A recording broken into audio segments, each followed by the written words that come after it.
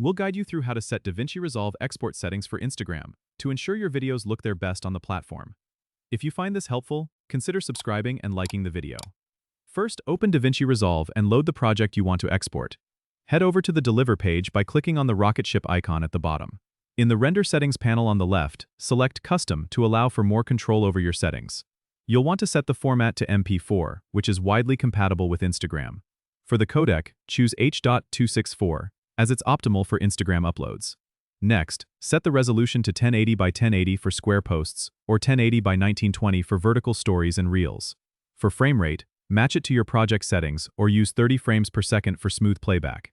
Now, move down to the encoding profile and set it to main to balance quality and file size efficiently. Under Quality, select Automatic with a best preset to ensure the highest possible quality. Then, check Render at maximum depth to utilize the full bit depth of your footage. In the Audio section, set the codec to AAC and the sample rate to 48,000 Hz, which is standard for Instagram. Finally, choose your desired file location by clicking on Browse, and select where you want the file to be saved.